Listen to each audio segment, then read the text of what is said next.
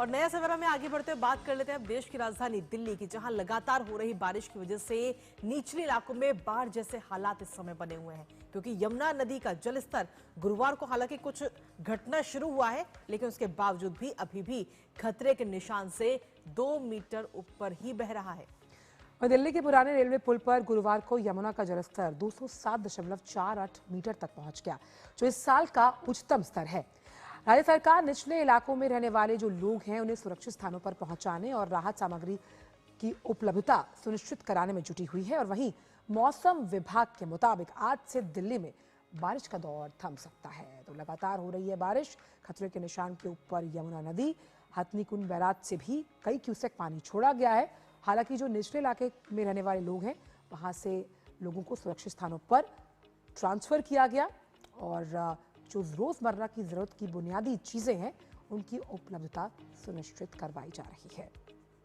वही बात करते हैं पंजाब की, जिसके मौसम की अगर बात की जाए तो राज्य में आज मौसम के साफ रहने की संभावना है। मौसम विभाग ने आज राज्य के जो 6 जिले हैं उनके लिए हालांकि येलो अलर्ट कृतिका जारी किया हुआ है। बिल्कुल, क्योंकि आंचल अगर हम देखें तो भारी बारिश और बाढ़ से 3.5 लाख से ज्यादा लोग इस समय प्रभावित हैं। और वहीं इस आपदा के चलते अब तक 43 लोगों की मौत भी इसमें हो चुकी है और साथ ही 3 लोग लापता भी हैं, जिनकी तलाश अभी लगातार जारी है। और राज्य के 1902 गांव अभी भी बाढ़ से प्रभावित हैं आंचल। और 20,000 से ज्यादा जो लोग हैं उन्हें सुरक्षित स्थानों पर पहुंचाया जा चुका है। खेतों में पानी भरने से किसानों की फसलें डूब गई, क्योंकि अगर हम पंजाब की बात करें तो वो एक कृषि प्रधान राज्य है और कई गांव ऐसे हैं, फजिल्का की बात की जाए, रोपड़ है, मोहाली है, संगरूर है, कपूरथला है, जहां हालात चिंताजनक बने हुए हैं। और 1.5 लाख हेक्टेयर से अधिक जो फसलें हैं वो बाढ़ के पानी में डूबी हुई हैं। कल केंद्रीय कृषि मंत्री शिवराज सिंह चौहान ने बाढ़ प्रभावित इलाकों का दौरा किया। साथ ही केंद्र की जो 2 टीमें हैं वो अब तक का जो नुकसान है उसके आकलन के लिए तैनात की गई है। तो पंजाब बाढ़ की चपेट में है। हालांकि एक राहत भरी खबर ये है कि मौसम अभी कुछ सामान्य रहेगा और कुछ जिलों को लेकर येलो अलर्ट जारी किया गया। और हमारे साथ ग्राउंड जीरो पर राजधानी दिल्ली से और पंजाब से हमारे 2 रिपोर्टर जुड़ रहे हैं। दिल्ली से गिरीश निशाना और पंजाब से गुरमीत सिंह। तो सबसे पहले गुरमीत का रुख करते हैं। गुरमीत, एक राहत भरी खबर हम कह सकते हैं। लगातार जब हम नया सवेरा में आपसे इस पूरे हफ्ते चर्चा करते रहे तो बात यही हो रही थी कि कनेक्टिविटी के लिहाज से और कई ऐसे जो सीमावर्ती गांव हैं जो जलमग्न होगा, लेकिन राहत भरी खबर ये कि मौसम थोड़ा सामान्य होगा। लेकिन फिर भी अगर पूछे तो किस हिसाब से जो राज्य प्रशासन है वापस जिंदगी को पटरी पर लाने के लिए मुस्तैदी से काम कर रहा है? देखिए आंचल, जिस तरह से आपने कहा कि राहत भरी खबर ये मौसम के लिहाज से है, मगर अगर ग्राउंड लेवल पर देखा जाए ये माना जा सकता है कि सिचुएशन आगे एग्रेवेट नहीं होगी। मगर फिलहाल जो है ग्राउंड लेवल पर अगर हम बात करें तो रावी और ब्यास नदी जो पहले अपना कहर बरपा रही थी वो अब थोड़ा शांत है, क्योंकि उसमें पानी का स्तर थोड़ा सा खतरे के निशान से नीचे हुआ है। मगर घग्गर नदी और सतलुज नदी फिलहाल अपने उफान पर है और इनके चलते हुए पटियाला और इसके आसपास के इलाकों में जो है गांव में पानी घुसना शुरू हो गया है। और अगर सिर्फ और सिर्फ पटियाला की बात करें तो यहाँ पर घनौर इलाका है, पातना इलाका है, इसके कई गांव में पानी घुसा है। और घनौर इलाका जो है ये घनौर अंबाला सड़क है जो कि दोनों को जोड़ती है, उसे बंद कर दिया गया है, क्योंकि वाटर यहाँ पर जो पानी है वो ओवरफ्लो करना शुरू कर गया है।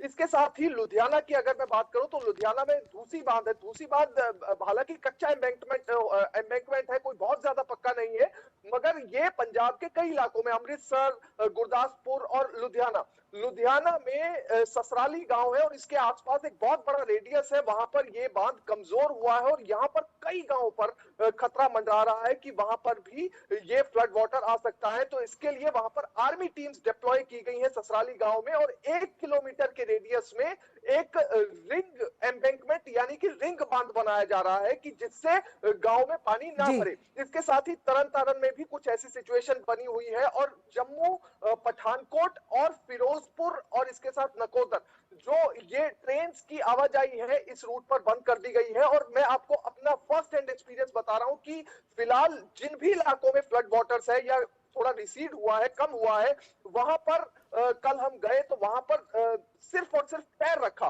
और पैर रखते ही पूरा पांव जो है वो जमीन के नीचे धंस गया। यानी कि जो मिट्टी है वहां की जी। वो इतनी ज्यादा कोमल है और वहां पर इतना बड़े स्तर पर सिल्ट आया हुआ है। केंद्रीय कृषि मंत्री शिवराज सिंह चौहान जब कल आए तो वो गुरदासपुर के धर्मकोट रंधावा गांव में पहुंचे। खुद वो खेतों में उतरकर जब उन्होंने देखा तो उन्होंने कहा कि यहाँ पर सिल्ट बहुत ज्यादा है और इस सिल्ट को कम करने की जरूरत है।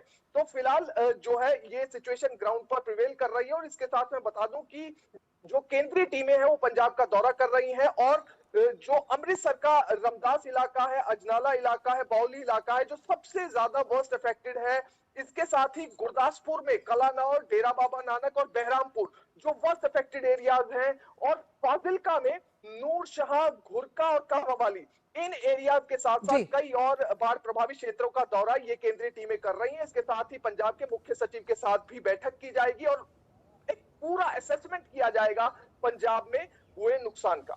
बिल्कुल। और अगर हम देखें तो इस नुकसान का असेसमेंट करने के बाद में किसानों को किन किन चीज़ों की ज़रूरत है और उनकी जो पूरी आजीविका है उसे पटरी पर लाने की भी पूरी कोशिश पंजाब में की जाएगी। आपके पास वापस आएंगे गुरमीत। हमारे साथ इस वक्त दिल्ली से हमारे सहयोगी गिरीश निशाना भी इस वक्त बने हुए हैं। गिरीश, अगर बात करें देश की राजधानी दिल्ली की तो यमुना के आसपास का जो डूब क्षेत्र है वहां पर कई फीट पानी भर चुका है। तो ऐसे में खेती को तो नुकसान हुआ ही है, लेकिन साथ ही जो लोग वहां पर रह रहे थे वो भी इससे प्रभावित हुए हैं। किस तरीके से राहत कैंप इस समय दिल्ली में लगाए जा रहे हैं और क्या कुछ उम्मीद है, क्योंकि जलस्तर तो यमुना का घटा है लेकिन अभी भी बाढ़ के हालात बने हुए हैं? देखिए कृतिका और आंचल, मैं आपको बताना चाहूँगा इस समय दिल्ली में यमुना का जो जल स्तर है 207.33 मीटर पर है और अगर कल की बात की जाए तो यही जो यमुना का जल स्तर था 207.48 मीटर पर इसी समय पर था। लगातार दिल्ली में मामूली गिरावट देखने को मिली है। जो निचले इलाके हैं वहाँ पानी जरूर घुस गया है, हालांकि उनको समय से ही जो दिल्ली सरकार की तरफ से उनको राहत शिविरों में पहुँचा दिया गया था, लेकिन अभी भी जो यमुना नदी है खतरे के निशान से करीब 2 मीटर ऊपर बह रही है। मैं अपने कैमरा सहयोगी मोंटी से कहूँगा कि वे दृश्य दिखाएं जहाँ देख सकते हैं कल इसी समय पर जो यमुना नदी का जो जल था वो ये लोहे वाले जो रेलवे का ब्रिज है इसको छूते हुए जा रहा था, लेकिन अभी आप देख सकते हैं कि किस तरह से थोड़ा सा डाउन हुआ है यमुना नदी के अंदर जो वाटर लेवल है और अभी थोड़ी थोड़ी और राहत लग रही है कि धीरे धीरे ये पानी और धीरे धीरे उतरेगा तो दिल्ली वासियों के लिए थोड़ी राहत रहेगी। लेकिन अभी फिलहाल दिल्ली के अंदर यमुना नदी का जल स्तर खतरे के निशान से करीब 2 मीटर ऊपर बह रहा है, तो कहीं ना कहीं जो दिल्ली के अंदर यमुना नदी का निशान है वो अभी भी खतरे के निशान से ऊपर है। लेकिन दिल्ली सरकार ने तमाम तरह के इंतजाम किए थे ताकि लोगों को परेशानी का सामना ना करना पड़े। हालांकि जो निचले इलाके हैं जहां पर यमुना नदी का पानी घुसा है वहां पर एनडीआरएफ को तैनात किया गया है, वो लगातार निगरानी भले ही बह रही हो लेकिन जो दिल्ली सरकार है उसकी तैयारियां प्री मानसून से ही पुख्ता रहीं और लोहा पुल जो है उसे भी बंद किया गया और ट्रैफिक का जो रूट है उसे डाइवर्ट किया गया है। जो लोग निचले इलाकों में रह रहे थे उन्हें भी जो शिविर हैं, शेल्टर होम्स हैं, उनमें ट्रांसफर किया गया। बहुत बहुत शुक्रिया आपका गिरीश और गुरमीत, आपका पंजाब से इन तमाम जानकारी को हमसे साझा करने के लिए।